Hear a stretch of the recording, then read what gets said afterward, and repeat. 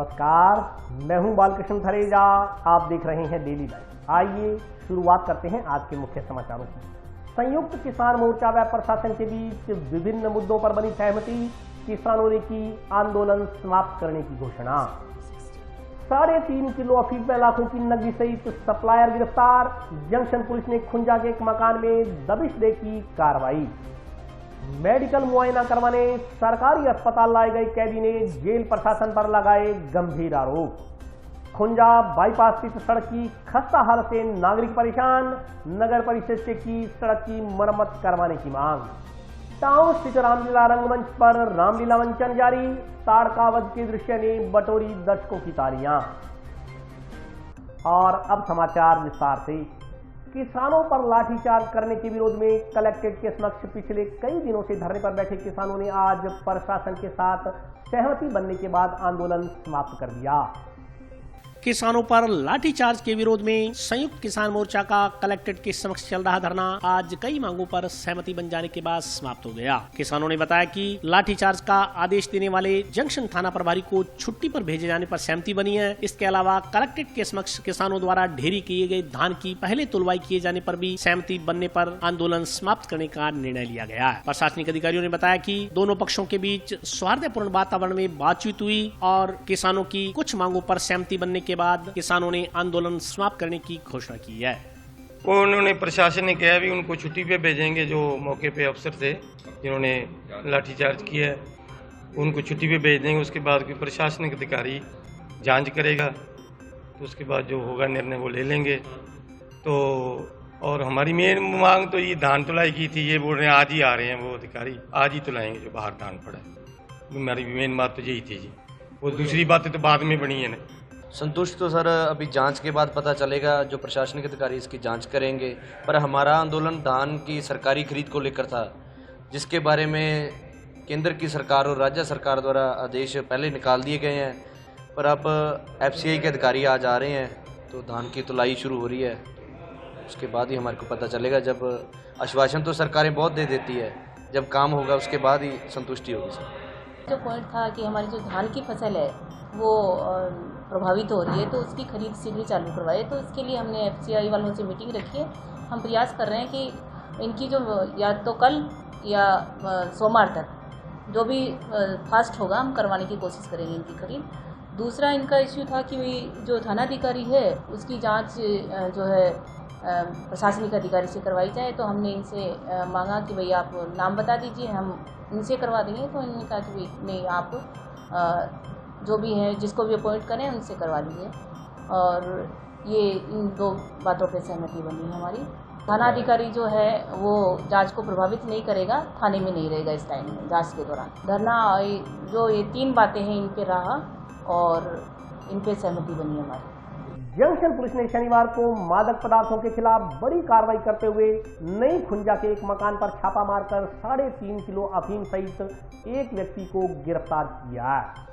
Junction police ने शनिवार सुबह जिला स्पेशल दल के सहयोग से मादक पदार्थों के खिलाफ बड़ी कार्रवाई की है। पुलिस ने नई खुंजा के एक मकान में छापा मारकर मौके से 3.5 किलोग्राम अफीम में बिक्री के 1,51,000 रूपए बरामद किए। मौके से अधेड़ उम्र के मकान मालिक को गिरफ्तार किया गया, जबकि उसका बेटा भागने में सफल रहा। पकड़ा गया आरोपी हिस्ट्री शीटर बताया जा रहा है। पूछताछ में खुलासा हुआ कि पकड़ा गया आरोपी अपने बेटे व साडू के साथ मिलकर लंबे समय से मादक पदार्थों की तस्करी के कारोबार से जुड़ा हुआ था। थाना प्रभारी नरेश गर्रा ने बताया कि जिला पुलिस अधीक्षक प्रीति जैन के निर्देशानुसार मादक व नशीले पदार्थों के खिलाफ चलाए जा रहे विशेष अभियान ऑपरेशन प्रहार के तहत शनिवार को पुलिस टीम गश्त कर रही थी। गश्त के दौरान पुलिस टीम को मुखबिर के जरिए अफीम तस्करी की सूचना मिली। सूचना पर पुलिस टीम ने थाना के हिस्ट्री शीटर अकरम खान पुत्र गुलाम कादर निवासी वार्ड नंबर 5 नई खुंजा हनुमानगढ़ जंक्शन के मकान में छापा मारा तो घर से 3.5 किलोग्राम अफीम बरामद हुई। साथ ही 1,51,000 रूपए की नगद राशि भी बरामद हुई। मौके से आरोपी अकरम खान को गिरफ्तार कर लिया गया, जबकि उसका बेटा सोहेल खान भागने में कामयाब रहा। अकरम ने 1,51,000 रूपए अफीम बिक्री के बताए। इस मौके पर अफीम व बिक्री राशि बरामद कर दोनों बाप बेटों सहित 3 जनों के खिलाफ एनडीपीएस एक्ट के तहत मामला दर्ज कर जांच शुरू की गई है। थाना प्रभारी नरेश गर्रा के अनुसार अभी तक की पूछताछ में यह बात सामने आई है कि अकरम, उसका बेटा सोहेल खान व अकरम का साडू नई खुंजा का ही निवासी आमीन खान तीनों मिलकर अफीम की खरीद फरोख्त करने के कारोबार से जुड़े हुए हैं। बाप बेटा दोनों बाहर से अफीम मंगवाते थे, जबकि आमीन खान थोड़ी थोड़ी मात्रा में आगे अफीम की सप्लाई देता था। इस कार्रवाई में डीएसपी हनुमानगढ़ का विशेष योगदान रहा।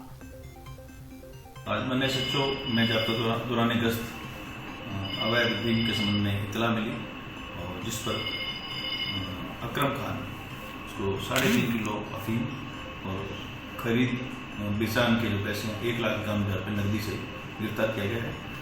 इसका लड़का जो सोहेल खान है वो मौके से फरार हो गया और अभी प्रकरण दर्ज करने की आगे कार्रवाई की जाएगी। हाँ, ये बात आई है कि इसका साडू है और 2 ये बाप बेटा तीनों मिलकर के ये काम कर रहे हैं। अमीन खां थोड़ी मात्रा में जो आगे जाके सप्लाई देता था और ये बाहर से माल मंगा करके और इस तरह ये अवैध धंधा कर रहे हैं। हाँ, अकरम खां के अभी रिकॉर्ड चेक करवाया जा रहा है। अभी जो प्राथमिक बात आई है सामने कि इसके ऊपर NDPS के पहले भी प्रकरण दर्ज। ये नई खुंजा में अकरम खान के घर से अफीम बरामद हुई है। पैसा ये कई वर्षों से ये काम कर रहा है। लगभग 1.5-2 साल पहले ये गुलवाड़ा में पकड़ा गया था और अभी इसका एक साल भर से मैं ये काम कर रहा हूँ। ये 4.5 लाख रुपए में खरीद करना होता है 3 किलो अफीम 4.5 किलो 4.5 लाख में 1.5 लाख रुपए के हिसाब से और ये कल ही 4.5 लाख रुपए में तो ये लेकर के मंगवाई थी इन्होंने और ये आज बेचने की फिराक। मेडिकल मुआयना करवाने शनिवार को टाउन के सरकारी अस्पताल में लाए गए एक बंदी ने अपनी पीठ पर चोटों के निशान मीडिया कर्मियों को दिखाते हुए जेल प्रशासन पर गंभीर आरोप लगाए।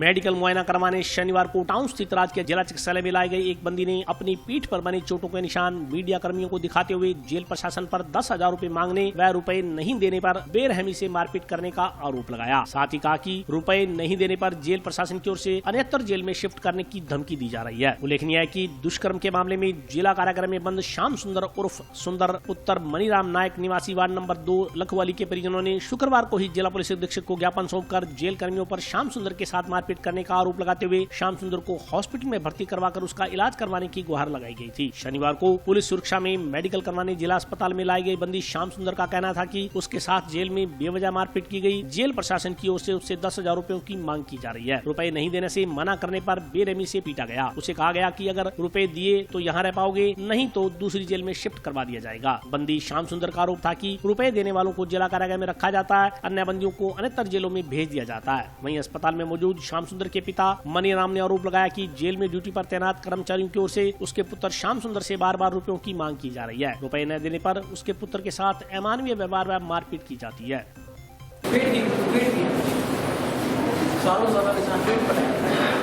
मेरा कोई बात पीछे कौन मारी, बगैर मतलब की मारी है। मेरे को रुपया मांगा है, बोलो रुपया दोगा तो थाना ट्रेन देगा, इस थारी चाली काटांगा। रुपया वास्ते मारियो है, जिका रुपया दे बन तो रख है और जी रुपया ना दे पाएंगे चाली काटा है। 10,000 रुपये की मांग करी जी। मैं क्यों, मेरे को रुपया को नहीं और मेरे रुपया वास्ते मारी है। मेरे बच्चे ने कुटे है जी, इलाज होना चाहिए बढ़िया। बाकी दिन बहुत कुटे, बेगुना कुटे है। पैसा मांगा दिन तुम बस भेज देंगे, यहाँ कर देंगे। बाकी दिन कुटे बहुत तकड़ो थोड़ा मारे जी। जेल में कुटे है, जेल के अंदर कुटे गार्डा सर क्या 10,000 रुपया दो, नहीं तो तुम पास भेज देंगे, यहाँ कर देंगे जी। बहुत कुटे है, बंदी है जी। SB साहब के दी है, श्याम सुंदर नाम है जी को, पीड़ी बंगा मंडी में लखवाली को 2-2.5 साल हो गया जी। तो बार पहला हुई जी, दूसरी बार करी है। अब मांग करा में माने इंसाफ मिलना चाहिए। पीस आएंगी ठीक है, बीफ आदमी पैसा ना दे तो बहुत ज्यादा मारपीट करा। बाकी मैं भी मारे गया हूँ, मैं भी बहुत बार जहाँ मेरे साथ मारपीट हुई अंदर है। मैं भी जेलर के पास में जानता हूँ। जेलर ने कहते जेलर साहब भाई हमारे यहाँ करिए आप आता है। जेलर साहब कहता कोई बात नहीं बेटा समझावांगा, ठीक है। हमारी कोई सुनाई को नहीं होती। अब बार मैं बंदियाँ सके, एक बार सोनू है, सोनू भी फांसी लेके मर गयो, किंग वजह मरी है, स्टाफ के वजह मरी है। आज मेरे भाई ने बहुत दर्द दियो कुटे गए है, ठीक है नहीं। आज काल न मर जा किंग जुम्बारवार। आज सरकार भी संभाला है, आज सरकार ही ध्यान रखेगी। जेल गमा है तो मैं कटू संभाल रखांगा भी, ठीक है। मना इंसाफ मिलना चाहिए। मेरे भाई की जितनी रिपोर्ट है बढ़िया रिपोर्ट आनी चाहिए। मेरे भाई की बढ़िया मना स्टाफ या इंसाफ मिलना चाहिए। आगे क्या करा, धरना प्रदर्शन करांगे और करांगे कलेक्टर ऑफिस आगे जाएंगे ऊपर तक। जैसे कि तो इनके पास में फ़ोन आया था सुबह कल, ठीक है। STD फ़ोन आया था, जीजा जी के पास में आया था, इनके पास में आया था, ठीक है। वो बोल रहे थे, ये बोल रहे थे 5,000 की, कभी 5,000 की बोल देते हैं, कभी 2,000 की बोल देते हैं, कभी 10,000 की बोल देते हैं। पता नहीं क्या चीज़ है। बाकी बंदियों को तो टॉर्चर किया जाता है अंदर, एक से एक बढ़ के कोई भी है, ठीक है। NT भी आ गया, ठीक है।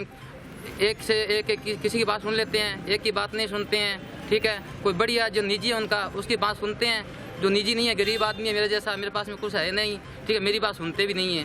नगर परिषद द्वारा कचरा एकत्रित करने के लिए खरीदे गए ऑटो टिप्पर को आज सभापति ने हरी झंडी दिखाकर रवाना किया। दीपावली त्योहार के मद्देनजर शहर के वार्डों में सफाई व्यवस्था को सुदृढ़ करने के उद्देश्य से नगर परिषद की ओर से 15 नए ऑटो टिपर खरीद किए गए हैं। पुराने व नए ऑटो टिपर वार्ड वाइज घर घर से कचरा संग्रहित करेंगे। इससे शहर की सफाई व्यवस्था सुचारू होगी। शनिवार को नगर परिषद सभापति गणेश बंसल ने इन ऑटो टिपर को डोर टू डोर कचरा संग्रहण के लिए जंक्शन स्थित नगर परिषद उप कार्यालय से हरी झंडी दिखाकर रवाना किया। इस मौके पर वार्ड पार्षद व नगर परिषद अधिकारी व कर्मचारी मौजूद रहे। इस दौरान सभापति गणेश बंसल ने बताया कि नगर परिषद की ओर से जंक्शन व टाउन शहर में डोर टू डोर कचरा संग्रहित करने के लिए 15 ऑटो टिपर खरीदे गए हैं। प्रति ऑटो टिपर करीब 6.5 लाख रुपए की लागत आई है। कुल 97.5 लाख रुपए की लागत से 15 ऑटो टिपर खरीद किए गए हैं। उन्होंने बताया कि डोर टू डोर कचरा संग्रहण से शहर में सफाई व्यवस्था सुदृढ़ होगी। वहीं निर्माण समिति अध्यक्ष सुमित रिणवा ने कहा कि आने वाली दीपावली पर शहर की सफाई व्यवस्था सुचारू रहे, इस उद्देश्य से नगर परिषद की ओर से खरीदे गए ऑटो टिपर को नगर परिषद की ओर से आज रवाना किया गया। उन्होंने कहा कि ऑटो टिपर वार्ड वाइज घर घर जाकर कचरा संग्रहित करेंगे। इस मौके पर पार्षद नगीनाबाई, विक्की बराड़, प्रेमलतापुरी, जगदीश सिरा, विनोद कंडा सहित अन्य लोग उपस्थित रहे। नगर परिषद हनुमानगढ़ के द्वारा हनुमानगढ़ टाउन व हनुमानगढ़ जंक्शन शहर में डोर टू डोर कचरा संग्रहण करने के उद्देश्य से 15 ऑटो टिपर खरीद किए गए हैं। प्रति ऑटो टिपर 6.5 लाख रुपए की लागत आई है। कुल 15 नए ऑटो टिपर खरीद किए गए हैं। कुल 97.5 लाख रुपए की लागत में ये ऑटो टिपर खरीद किए गए हैं। आज नगर परिषद के सम्माननीय पार्षदगणों की उपस्थिति में व नगर परिषद के सफाई कर्मचारी व अधिकारियों की उपस्थिति में ये ऑटो टिपर शहर में डोर टू डोर कचरा संग्रहण करने हेतु रवाना किए गए हैं। डोर टू डोर कचरा संग्रहण से शहर में सफाई व्यवस्था सुदृढ़ होगी। आने वाला त्योहार दीपावली, उसके तहत आज हमारे माननीय सभापति महोदय द्वारा और चौधरी विनोद कुमार जी के सानिध्य में पार्षदों के साथ नगर परिषद उप कार्यालय में 15 ऑटो टिपरों का आज हरी झंडी देकर उनको चलाया गया है, जिससे वो कचरा परिवहन करेंगे वार्ड वाइज। त्योहार पे ऊपर कचरा लोग बाहर न डालें, इस वजह से की व्यवस्था है वो सुचारू होगी। लोग बाहर कचरा ना डालें, क्योंकि अब हर घर में टिपर पहुंचेगा, ये हमारा फायदा है लोगों से। और इसी के तहत दीपावली पर सफाई व्यवस्था को देखते हुए कल दिनांक संडे को हम ये सोच रहे हैं राजीव चौक से लेकर SBBG बैंक जो रोड बनी है उस सड़क को कल छुट्टी का दिन है, चौके लग चुके उसकी सफाई करेंगे। और हिदायत दे दी गई है सैनिटरी इंस्पेक्टर को, CSI को, कि जहां भी सड़कों के किनारे कोई झाड़ झक्कड़ हैं और हैं, दीपावली सफाई का त्योहार, इसलिए सफाई की तरफ पूर्णतः ध्यान दिया जा रहा है। और जहां जहां लाइटें नहीं लगी हुई वहां सारी तरह रोशनी के लिए लाइटें लगाई जा रही हैं। और सौंदर्यकरण का जो भी काम है दीपावली से पूर्व हम पूर्ण करने के प्रयास कर रहे हैं। मैं लोगों से ये निवेदन करता हूं कि आज 15 टिपर चलने के बाद लोग जो हैं वो कचरा पात्र या उसकी आस ना रखते हुए जो टिपर आपके घर घर आएंगे उनमें कचरा डालें। हरिद्वार में आयोजित श्री मद भागवत कथा के समापन अवसर पर कथावाचक द्वारा हनुमानगढ़ सेवा समिति सदस्यों को शाल ओढ़ाकर व स्मृति चिन्ह देकर सम्मानित किया गया। हरिद्वार में आयोजित श्री मद भागवत कथा में हनुमानगढ़ सेवा समिति संरक्षक मदन गोपाल जिंदल तथा उनकी धर्मपत्नी श्रीमती पुष्पलता जिंदल को शाल उड़ाकर व स्मृति चिन्ह देकर सम्मानित किया गया। उल्लेखनीय है कि हनुमानगढ़ सेवा समिति के संरक्षक मदन गोपाल जिंदल द्वारा हरिद्वार में प्रत्येक वर्ष श्री मद भागवत कथा का आयोजन करवाया जाता है। कथावाचक महामंडलेश्वर स्वामी सुरेश मुनि महाराज द्वारा आयोजकों को राधा कृष्ण की मूर्ति भेंट कर सम्मानित किया गया। कार्यक्रम आयोजक मदन गोपाल ने बताया कि हरिद्वार स्थित मुनि उदासीन आश्रम में 4 अक्टूबर से आरंभ हुई कथा का समापन रविवार को किया जाएगा। इस अवसर पर हनुमानगढ़ सेवा समिति सचिव भगवान सिंह खुड़ी, सुनील धुड़िया, मणिशंकर जलंधरा, अनिल धुड़िया, श्रीमती संगीता धुड़िया, शिवानी धुड़िया, बबीता छाबड़ा, मंजू देवी, पुष्पा रानी, अनिता मुंजाल, रितु जसूजा, पुष्पलता जिंदल सहित अन्य श्रद्धालु उपस्थित रहे। हरिद्वार गंगा के तट पर सुतामणि उदासीन आश्रम में गुरु महाराज जी की वार्षिक उपलक्ष्य में 36वीं वार्षिक उपलक्ष्य में इस बार सुतामणि उदासीन आश्रम में श्रीमद् भागवत सप्ताह ज्ञान यज्ञ चल रहा है। आज 7 दिवस हो गए हैं, 6 दिवस हो गए हैं और कल कथा की समाप्ति है। परसों उसमें 11 तारीख को अक्टूबर को हवन और उसमें हवन के बाद में सभी यहाँ संतों की सभा के रूप में श्रद्धा सुमन गुरु महाराज जी के चरणों में उसके बाद में भंडारे के पश्चात रखा गया है। यहाँ जो यजमान के रूप में जिंदल परिवार मिंटू हनुमानगढ़ जंक्शन टाउन से पूरा परिवार यहाँ गुरु महाराज जी के चरणों में अपना श्रद्धा के साथ बड़े प्रेम भाव के साथ भागवत सप्ताह ज्ञानी यज्ञ करवा रहे हैं और ये भगवान की अपार इनके ऊपर कृपा है। और सभी श्रद्धालु जन दूर दूर से सभी जगह से आए हुए हैं यहाँ बड़ी संख्या के अंदर, और यहाँ बड़ी धूमधाम से गंगा किनारे भगवान की कथा का आनंद लूट रहे हैं और यहाँ संतों के दर्शन और प्रवचन भागवत के श्रवण कर रहे हैं। तो ये 36वें वर्ष के उपलक्ष्य में यहाँ हर साल बड़ी धूमधाम से हरिद्वार में गंगा के तट पर सुतामुनि दासी आश्रम में बड़ी धूमधाम से मनाया जाता है। स्वामी सुतामुनि आश्रम हरिद्वार में श्री श्री 1008 स्वामी सत्य प्रकाश जी महाराज की 36वीं बरसी के उपलक्ष्य में श्री मद् भागवत सप्ताह ज्ञान यज्ञ का आयोजन दिनांक 4 अक्टूबर से 10 अक्टूबर तक सत्यमुनि आश्रम में किया जा रहा है, जिसमें व्यासपीठ पर श्रीमान महामंडलेश्वर 1008 श्री जगदीश जी महाराज हरिद्वार वाले अपनी मधुर वाणी से संगीत में श्री मद् भागवत पाठ का कथा वाचन कर रहे हैं, जिसकी समाप्ति 10 अक्टूबर को होगी व 11 अक्टूबर को श्रद्धांजलि सभा व भंडारा व हवन यज्ञ होगा। और अभी वक्त ब्रेक का, हाजिर होता हूँ छोटे से ब्रेक के बाद।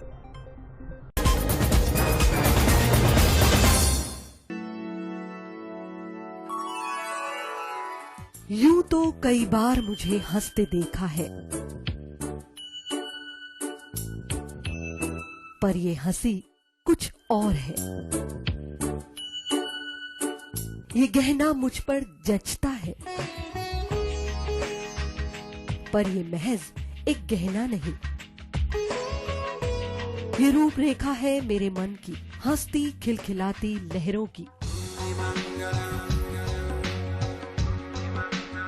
जो आतुर थी अब तक मुझ पर सजने को।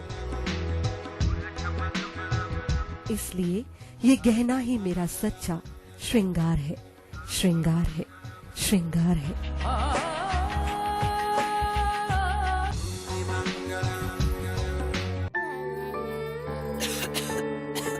दीदी ये देखो,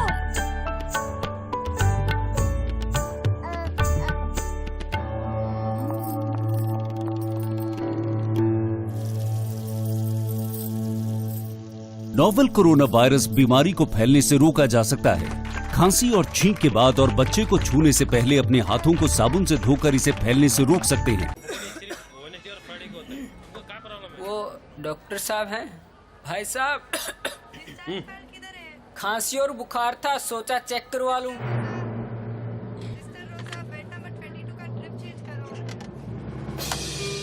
नोवेल कोरोना वायरस बीमारी को फैलने से रोका जा सकता है। बुखार के साथ खांसी और छींक होने पर तुरंत नजदीकी हेल्थ क्लिनिक या केंद्र जाएं। ब्रेक के बाद स्वागत है। आइए नजर डालते हैं अगले समाचारों पर। टाउन स्थित रामलीला रंगमंच पर चल रही रामलीला में बीती रात तारकावध का दृश्य मंचित किया गया।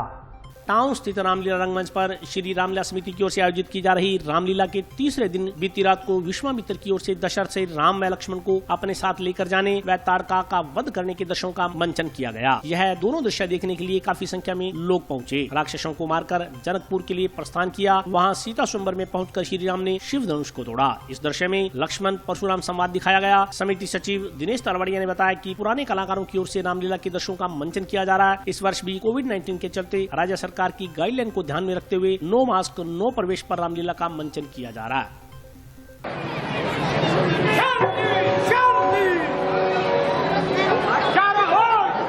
हो रहा है और तुम लोग यहाँ बैठे गुलछेरे उड़ा रहे हो और बेकार की बातें बना रहे हो।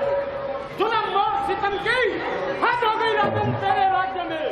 तुझे खबर भी नहीं कि कब अपनी लुटा करे और तुझे कानों कान खबर भी ना हो।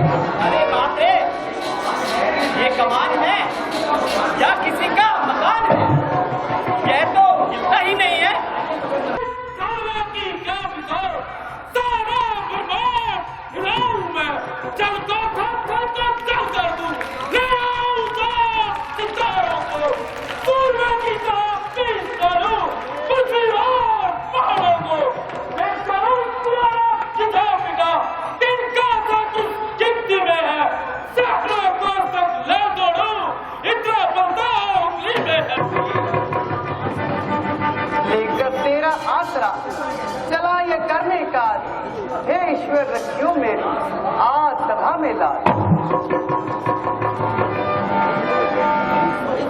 उठाने के लिए जिसको विवश दूर होता है, उसी का देखिए अब किस तरह से दूर होता है।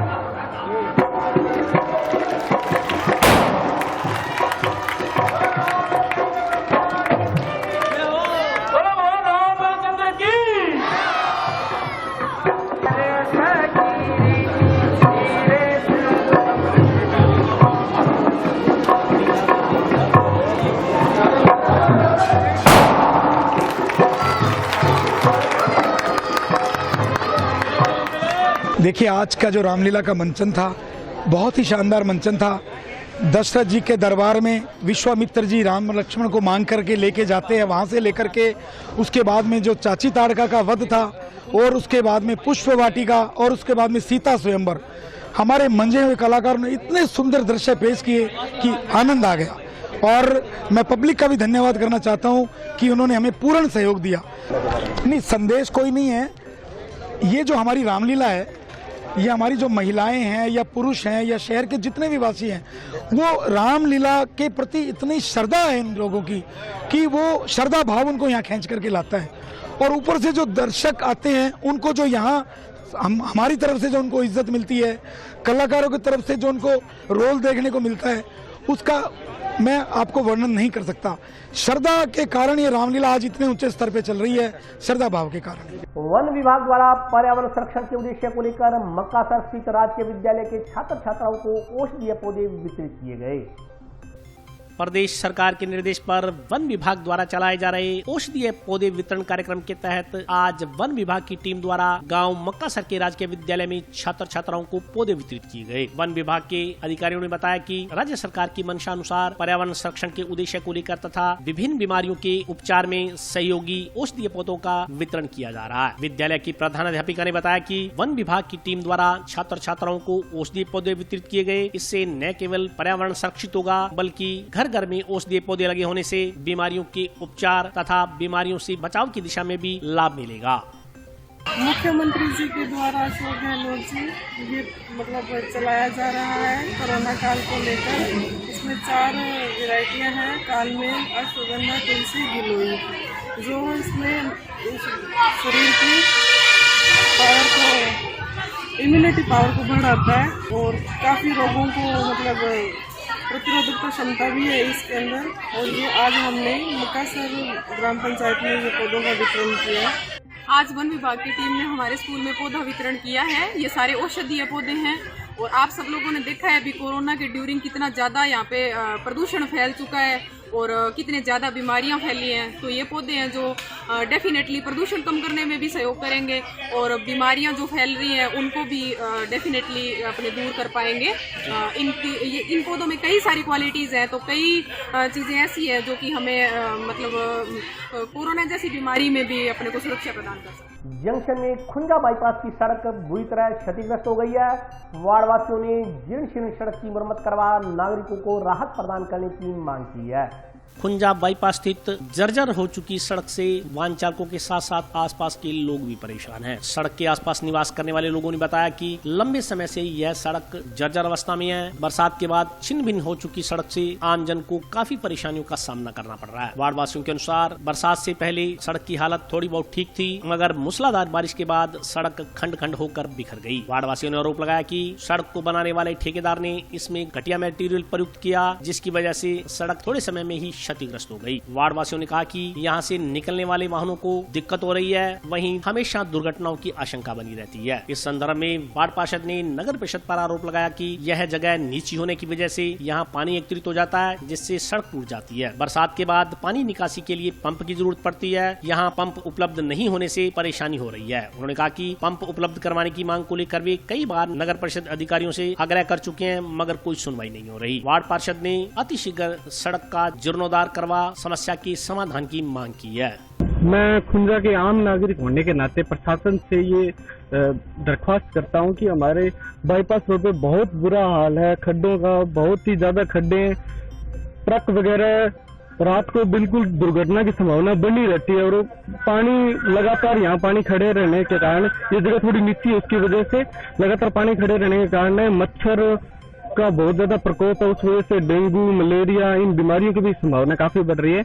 एक तरफ तो प्रशासन ये हमें कह रहा है कि आप डेंगू और मच्छरों से बचाव करें, जागरूक कर रहे हैं, और दूसरी तरफ इतना बुरा हाल है कि कोई चांस ही नहीं है इलाज का। जी करें क्या, हम तो बहुत परेशान हो रहे हैं। तो हमें तो ऐसे ही लग रहा है कि उन्होंने ठेकेदारों ने बहुत बड़ा इसमें भ्रष्टाचार करा। ये सड़क हर बारिश में टूटती है, एक महीने ज्यादा चलती नहीं है। अब इसका वो आएंगे, पेच वर्क कर देंगे, 10 दिन बाद फिर इसका ये हाल होना है। ये तो बहुत गलत काम हो रहा है जी। यहाँ बहुत घटिया मटेरियल डाल रखा है, वहां से लेके वहाँ स्कूल से लेके आगे तक, हमारे घर से आगे तक सभी का बहुत बुरा हाल है। और मटेरियल भी इतना घटिया क्वालिटी का है कि एक इतना भी घटिया मटेरियल बाकी सारी सड़क नहीं टूटती, यहीं से ये टुकड़ा हमेशा टूट जाता है जी। सभापति जी बहुत अच्छा काम कर रहे हैं, मैंने उनका काम भी देखा है, हर जगह उनका बहुत अच्छा काम कर रहे हैं। लेकिन ये यहाँ पे उन्होंने बहुत बड़ी कमी छोड़ रखी है, या उन्होंने नजरअंदाज कर रखा है, हमें वो पता नहीं। लेकिन ये उनका सपना है मिनी चंडीगढ़ बनाने का,